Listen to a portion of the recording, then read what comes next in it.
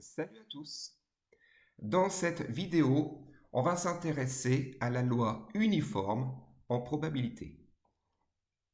Mais avant ça, je vous rappelle qu'il y a deux types de variables aléatoires, deux grandes catégories. Il y a les variables aléatoires qui vont suivre des lois discrètes et d'autres qui vont suivre des lois continues. Alors une variable aléatoire qui suit une loi discrète, c'est lorsque la variable ne prend qu'un nombre fini de valeurs. On présente souvent la loi associée sous forme d'un tableau de deux lignes. Dans la première ligne, on met toutes les valeurs prises par la variable aléatoire et dans la deuxième ligne, les probabilités associées. Il y a quelques lois discrètes qui ont des noms parce qu'elles sont en général un peu plus utilisées, un peu plus importantes. Je pense à la loi binomiale que vous avez dû voir. On n'a pas besoin de faire de tableau ici, puisqu'on a une formule permettant de calculer certaines probabilités. Donc ça, c'est pour les lois discrètes. Pour les lois continues, lorsque la variable aléatoire suit une loi continue, on ne peut pas utiliser le tableau, comme ce qu'il y a à gauche. On va définir une fonction de densité, f. Alors une fonction de densité, je rappelle, c'est une fonction par définition qui vérifie trois critères. Elle est continue sur un intervalle AB, je vais rajouter l'intervalle, si x est une variable qui prend ses valeurs dans l'intervalle AB. C'est une fonction qui est continue, qui est positive, et telle que l'intégrale de f de t dt entre a et b est égale à 1. Donc une fonction qui vérifie ces trois conditions s'appelle par définition une fonction de densité. Et dans ce cas, on a les formules suivantes pour calculer les probabilités.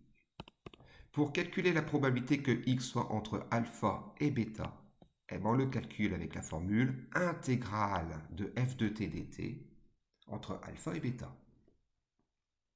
Donc je me répète, quand une variable suit une loi continue, on associe donc à cette variable une fonction de densité.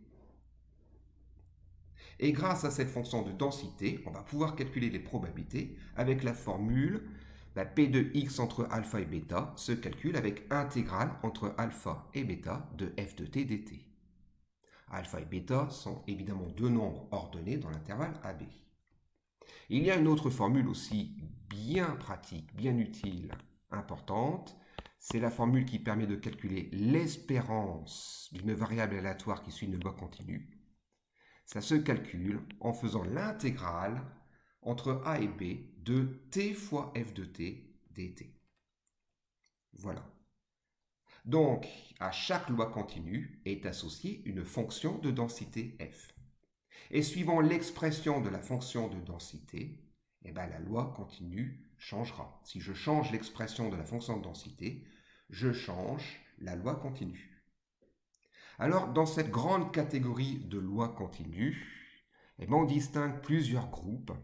Il y a plusieurs lois continues, il y en a beaucoup. Il y a la loi uniforme, c'est ce qu'on va voir d'ici quelques secondes, la loi uniforme. Il y a aussi la loi exponentielle, je mets EXP pour aller vite, mais ça s'appelle la loi exponentielle, souvent utilisée en physique, en ingénierie. Il y a la loi normale sans très réduite. Alors je vais mettre uniquement la notation, ça se note comme ceci, N01, mais ça fera l'objet d'une autre vidéo évidemment. Donc la loi normale sans très réduite. Et il y a les lois normales de paramètres mu sigma, qu'on note comme ceci, qui sont utilisées dans pas mal de domaines, notamment en médecine.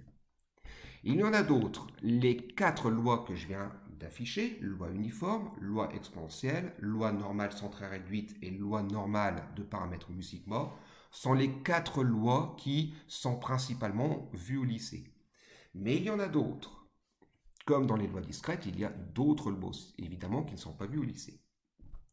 Alors, c'est quoi la différence entre toutes ces lois? Loi uniforme, exponentielle, normale sans très réduite, normale de paramètres mu sigma. La différence, c'est la fonction de densité, en fait. Si l'expression de la fonction de densité change, la loi changera. Donc la loi uniforme, ça correspond à une loi dont la fonction de densité est de tel type, je le dirai plus tard. La loi exponentielle, c'est lorsque la fonction de densité, son expression, est de tel type, etc. Mais les formules que je vous montre vraiment au milieu pour calculer les probabilités sont valables pour n'importe quelle loi continue. Donc voilà, les deux formules que je vous montre à l'écran sont vraiment importantes pour la loi continue parce qu'elles sont valables pour toutes les lois continues. Alors on rentre dans le vif du sujet et on va parler de la loi uniforme. Donc voilà la définition, j'ai repris le cours que je vous avais donné en pièces jointes. Définition de la loi uniforme, on dit que la variable aléatoire x suit une loi uniforme sur AB si la densité de probabilité est une fonction f constante. Et bien voilà la définition. Si la fonction de densité associée à la variable x est une fonction constante, alors par définition, la variable x suit une loi uniforme. Alors concrètement, où est-ce qu'on retrouve ce genre de loi? On les retrouve dans des situations d'équiprobabilité. Par exemple, si je génère d'une manière complètement aléatoire un nombre réel dans l'intervalle de 5. Je prends au hasard un nombre dans l'intervalle de 5, un nombre réel, et je le prends d'une manière équiprobable, c'est-à-dire que chaque nombre a la même probabilité d'être généré, d'être sorti en fait. Si j'appelle x le résultat affiché, le nombre généré, puisqu'on est dans une situation d'équiprobabilité, la variable x ici va suivre une loi uniforme. Donc la loi uniforme, on la retrouve souvent quand j'ai des situations d'équiprobabilité.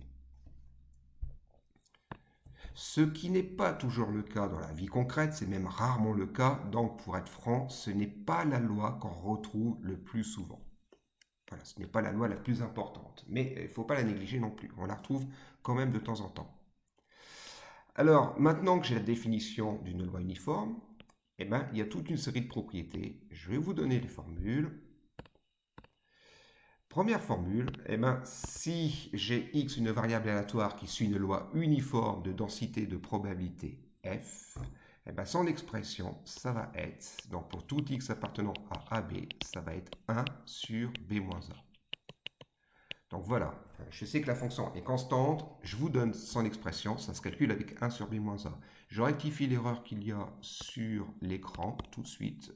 Voilà, et je vais en parler tout à l'heure. J'ai 1 sur b-a ici. Alors je vais expliquer d'où vient cette formule, d'où vient cette expression. C'est pas bien compliqué. Le croquis ici que je viens de rectifier peut me permettre de démontrer le résultat, en tout cas de l'expliquer. Si j'appelle C la valeur de la constante, voilà, c'est pas 1 ici, mais c'est C. Voilà, je mets C. Puisque la fonction est constante, graphiquement, la fonction ici, elle est représentée par la droite d'équation y est égal c, où c est la valeur de la constante. En gros, la représentation graphique de la fonction, ici, c'est la droite bleue. Ok, je suis sur l'intervalle AB. La fonction f, c'est une fonction de densité, ce qui veut dire que l'aire de la surface verte, celle-là, donc l'aire de la surface qui est entre A et B, l'axe des abscisses et la droite bleue, pour parler vite, elle vaut 1, puisque f est une fonction de densité. Donc par définition, cette aire vaut 1. Mais comme la fonction est constante, la surface qui est hachurée en vert, qui est colorée en vert, c'est un rectangle. Donc si je griffonne ici pour calculer l'aire du rectangle, c'est simple, je fais base fois hauteur ou longueur fois largeur, je fais b moins a fois la hauteur, ici ça va être la valeur de la constante, fois c, et ça me donne l'aire de tout le rectangle qui vaut 1, on l'a dit. D'où la constante vaut 1 sur b moins a. Donc, pour tout x appartenant à AB, f de x est égal à 1 sur b moins a. Voilà, je vous ai expliqué d'où venait cette expression. Ce n'est pas une démonstration, évidemment, il faudrait y mettre les formes. Si je rédigeais la démonstration, je mettrais la chose suivante. Je n'écris pas tout, je dicte. Je dirais, puisque x suit une loi uniforme, la fonction de densité associée est une fonction constante. Donc, il existe un réel c, tel que pour tout x appartenant à AB, f de x est égal à c. J'écrirai tout ça, donc je marque ça. Voilà. Ensuite, je dirais, d'autre part, comme f est une fonction de densité, ben, l'intégrale de f de x dx ici, ou f de t dt, peu importe, entre a et b, eh ben, ça vaut 1. Je calcule cette intégrale. D'abord, je vais remplacer f de x par la constante, par c, ça me donne ça. Je trouve une primitive de c, c'est c fois x, entre a et b. Voilà. Je termine de calculer mon intégrale, ça fait donc cb moins ca, qui vaut toujours 1. J'obtiens une équation d'inconnu c, ben je factorise par c. Et en fait, je retrouve à gauche l'aire du rectangle. Voilà, je souligne, là, je retrouve l'aire du rectangle. Voilà. J'ai plus qu'à diviser par b moins a, et je retrouve la formule, la c vaut 1 sur b moins a. Donc voilà, la première formule me donne la valeur de la constante. Deuxième formule, formule importante, c'est celle qui va me permettre de calculer les probabilités. Alors, je vous l'écris. La probabilité que x soit entre alpha et bêta, où alpha et bêta sont deux nombres ordonnés dans l'intervalle AB, évidemment, elle va se calcule avec la formule bêta moins alpha sur b moins a. Voilà la deuxième formule. Je la souligne, elle est importante. La première aussi est importante. Voilà, je souligne ces formules-là. Surtout la deuxième, parce que la deuxième, c'est celle qui va me permettre de calculer les probabilités souhaitées. Alors, pour démontrer cette deuxième formule, c'est pas bien compliqué. Je vais reprendre la formule générale. Je vous rappelle et je vous montre à l'écran. Si je le retrouve, hop. Eh ben non, je ne retrouve pas. Alors, toc. Non, ah bah tant pis. Voilà. Je vous rappelle à l'écran, la formule que vous voyez, la probabilité que x entre alpha et bêta est égale à intégrale de f de dt entre alpha et bêta, cette formule-là marche pour toutes les lois continues. Eh bien, je vais donc utiliser cette formule. Donc, je reprends mon cours. Allez, pour démontrer cette fois-ci dans le cas d'une loi uniforme, eh bien, je vais marquer la probabilité que x entre alpha et bêta va se calculer avec intégrale entre alpha et bêta de f de x dx ou f de t dt. Voilà. C'est-à-dire intégrale entre alpha et bêta de 1 sur b moins a. Je connais l'expression maintenant, donc je peux le mettre. Je détermine une primitive. Ça va faire, alors une primitive de 1 sur b moins a, c'est une constante. Donc ça va faire 1 sur b moins a fois x. Voilà, fois x. Entre alpha et bêta. Je remplace x par bêta, puis x par alpha. Je vous laisserai faire les calculs. Je simplifie et vous retrouvez la formule qui est marquée juste au-dessus. Je vous laisse finir les calculs. La démonstration est faite. Dernière formule utile, c'est celle qui permet de calculer l'espérance. Je vous la donne. L'espérance de x, quand une variable suit la loi uniforme, l'espérance se calcule avec a plus b sur 2. Voilà. Si x suit une loi uniforme sur l'intervalle AB, l'espérance se calcule avec la formule a plus b sur 2. Là encore, comment démontrer cette formule? Je commence, mais je vous laisserai finir. Je reprends la formule générale. La formule générale concernant les lois continues, c'est celle-là. C'est intégrale entre a et b de t fois f de t, ou je vais mettre x fois f de x, puisque j'ai commencé comme ça, dx. Voilà, c'est la formule générale pour n'importe quelle loi continue. Je fais ce calcul d'intégrale et j'aurai le résultat. Donc ça fait intégrale entre a et b de x fois 1 sur b moins a dx. Je trouve une primitive, je termine mon calcul et je retrouve à la fin a plus b sur 2. Je vous laisse faire, c'est un bon exercice pour savoir si vous êtes capable de redémontrer ces formules ou pas. Voilà. Alors, ces trois formules ne marchent que pour la loi uniforme, évidemment. Donc, l'intérêt de ces formules, c'est de nous éviter de calculer des intégrales à chaque fois. C'est juste pour aller plus vite. Quand x est une variable aléatoire qui suit une loi uniforme, eh ben, on peut appliquer directement ces formules, puisque je viens de vous les démontrer, en utilisant les calculs d'intégrale. Donc ce sont des formules qui permettent d'aller vite, mais qui ne marchent évidemment que si x suit une loi uniforme. Si x suit une autre loi, allez, par exemple la loi exponentielle qu'on ne connaît pas encore, il y aura d'autres formules. Alors, la deuxième formule, celle qui permet de calculer les probabilités. Bon, elle est à savoir, mais si vous comprenez son principe, c'est beaucoup plus facile pour la retenir. Moi, les formules, je ne les connais pas par cœur comme une récitation. La deuxième formule, je la connais parce qu'elle a une certaine logique, elle a une certaine cohérence. Je vais prendre un exemple très simple. Je prends l'intervalle 2,5 que je vais représenter par un segment. Je le fais à droite. Je vais représenter l'intervalle 2,5. Et je décide de faire l'expérience suivante. Je génère, c'est-à-dire je choisis au hasard un nombre réel dans l'intervalle 2,5. Quelle est la probabilité que ce nombre soit entre 3 et 4, par exemple? 3 et 4. Bon, s'il n'y avait qu'un nombre fini de valeurs, comment je ferais? J'appliquerais la formule qu'on connaît pratiquement depuis le collège. Je ferais la fraction nombre de cas favorables en O divisé par nombre de cas total. Voilà. Si je n'avais qu'un nombre fini de valeurs, je ferais le nombre de cas favorables divisé par le nombre de cas total. Le problème, c'est qu'entre 3 et 4, comme entre 2 et 5, il y a une infinité de nombres réels. Donc, je ne peux pas compter tous les nombres. Je ne peux pas faire l'infini sur l'infini. Mais je vois bien que l'intervalle entre 2 et 5 est plus important que l'intervalle 3, 4. Alors, à défaut de compter tous les nombres, ou tous les points ici sur les segments, il n'y a qu'à tout simplement mesurer la longueur des segments qui m'intéressent.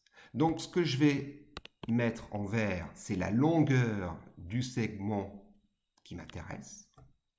Sur en bleu, la longueur du segment total. Et pour trouver la longueur, c'est simple, je fais 4 moins 3 ici, divisé par 5 moins 2. Et donc la probabilité, si je termine mon exemple, la probabilité sera de 1 tiers. Donc la probabilité que le nombre choisi au hasard soit dans l'intervalle 3, 4, elle est de 1 tiers. Le cas général, si je n'ai pas été bien clair, le cas général, je prends un intervalle AB cette fois-ci. Je prends un intervalle AB, toujours la même expérience, on choisit un nombre réel au hasard, d'une manière complètement équiprobable. Quelle est la probabilité que ce nombre soit entre alpha et bêta?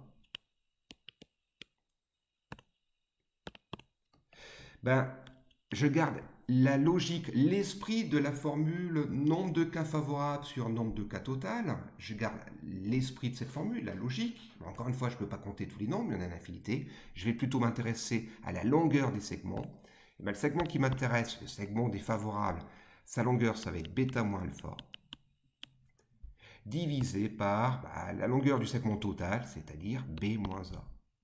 Voilà. Et je retrouve la formule qui permet de calculer, je vais la mettre entièrement, la probabilité que x soit entre alpha et bêta. Voilà, ça peut peut-être vous aider à retenir cette formule-là. Il faut évidemment la savoir. Il ne faut pas à chaque fois perdre une minute pour la retrouver. Mais n'apprenez pas les choses par cœur bêtement, essayez de trouver une certaine cohérence, une certaine logique, ça aide à mémoriser. Donc voilà toutes ces formules. Alors, on va finir par l'exemple que j'ai écrit juste au-dessus. Donc les formules, on les a. Allez, un exemple d'application vraiment tout bête. Dans un supermarché, un jour de grande affluence, on appelle X le temps d'attente à la caisse en minutes. On nous dit que X suit la loi uniforme sur l'intervalle de 20.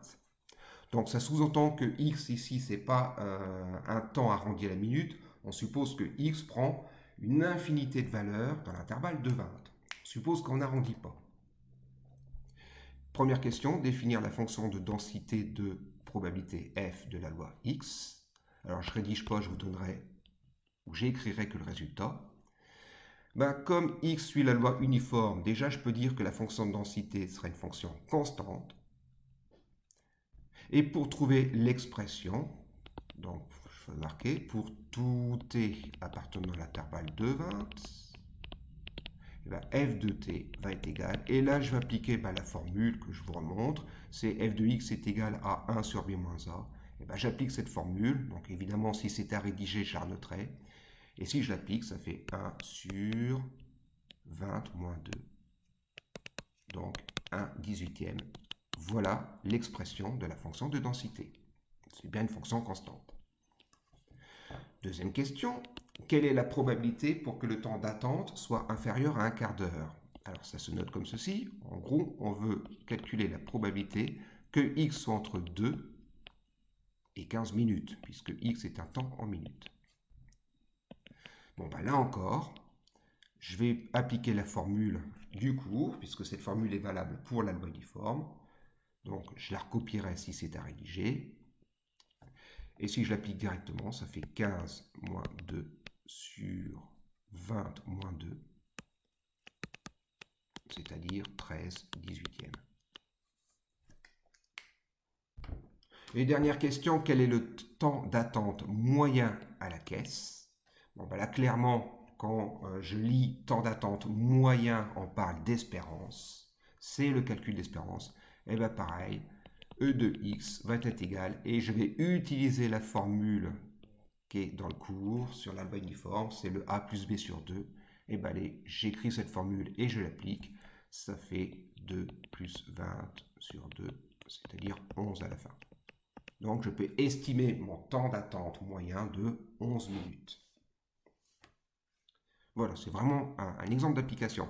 Alors, j'aurais pu, je reprends la question B, j'aurais pu faire ça. La probabilité que x entre 2 et 15, j'aurais pu faire intégrale entre 2 et 15 de f de t dt. Voilà. Mais vous voyez bien que ça va être un peu plus long. En faisant ça, ça va être un peu plus long et je vais retrouver le même résultat. Donc, autant utiliser les formules que je viens d'écrire ici, mais qui ne sont valables, je me répète, que pour la loi uniforme. Alors, un autre exemple que je vous dicte à l'oral. Allez, je vais prendre un peu l'espace. Hop, voilà, une feuille blanche. Allez, un autre exemple. Je vous donne l'énoncé à l'oral. Un professeur fait cours de 8h à 8h50. Voilà. Bon, en gros, je fais un cours, j'ai une classe de 8h à 8h50. L'alarme va retentir, mais je ne sais pas à quelle heure exactement. J'appelle X le temps où l'alarme va sonner, le temps de l'alarme. Je vais vite. Un temps qui n'est pas arrondi. Donc je vais supposer X une variable continue. J'appelle X le temps de l'alarme, mais sans être arrondi. On va supposer que l'alarme vraiment peut sonner, peut retentir entre 8h et 8h50 d'une manière équiprobable. Autant de la probabilité est la même que l'alarme sonne à 8h11 qu'à 8h12, 8h13. Bref, ce que je veux vous dire, c'est qu'on va dire que X suit une loi uniforme. Donc, on va dire que X suit une loi uniforme. Voilà. Sur l'intervalle, donc dans l'intervalle, 8h, 8h50. 8h, 8h50. Alors 8h50 minutes, c'est pas 8,5, attention, 8h50 minutes. Donc voici ma première question. Calculez-moi la probabilité que l'alarme sonne entre 8h30 et 8h40.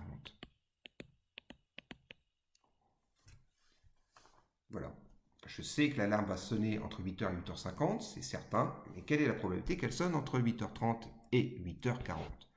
Bon, X suit une loi uniforme ici. J'insiste bien sur ce mot-là, uniforme.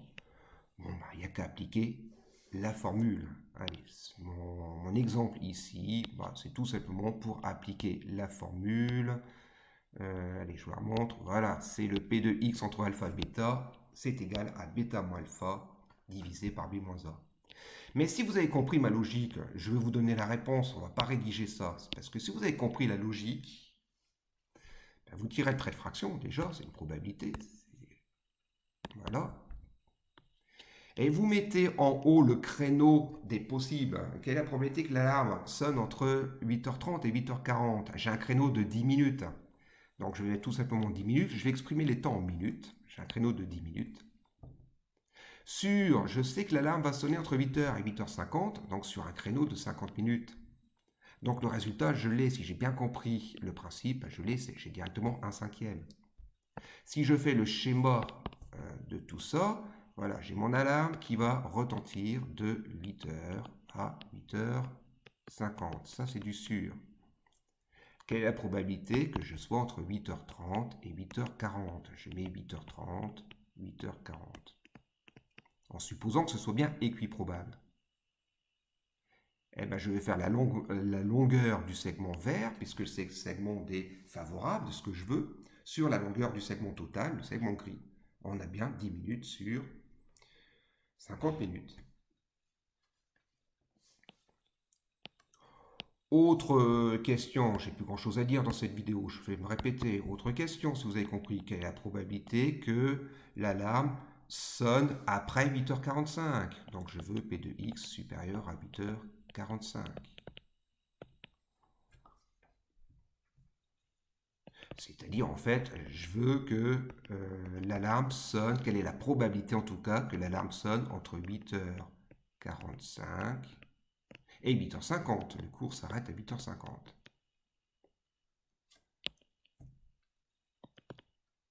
Bon, ben, j'ai 5 minutes en haut, j'ai un battement de 5 minutes. Voilà, sur toujours le cours de 50 minutes. Et ben voilà, j'ai directement le résultat. Donc, il n'y a plus qu'à simplifier, ça ferait un dixième. Voilà, si je fais en rouge mon deuxième exemple, j'ai 8h45, donc à peu près ici, j'ai 8h45, voilà. Donc j'ai 5 minutes sur 50. À quelle heure je peux espérer entendre l'alarme? Bon, en moyenne, si l'expérience se renouvelait à chaque fois, à quelle heure je peux espérer entendre l'alarme? En gros, ce que je vous demande, c'est le calcul de l'espérance. Et ben, c'est la formule, c'est A plus B sur 2. Bon, ben, ici, ça va être le milieu de l'intervalle qui correspond à 8h, 8h50. On prend le milieu, voilà. Donc, j'ai un cours de 50 minutes, ben, le milieu, ça va être 25. Ben, ici, l'espérance, ça va être 8h25. Voilà pour la loi uniforme.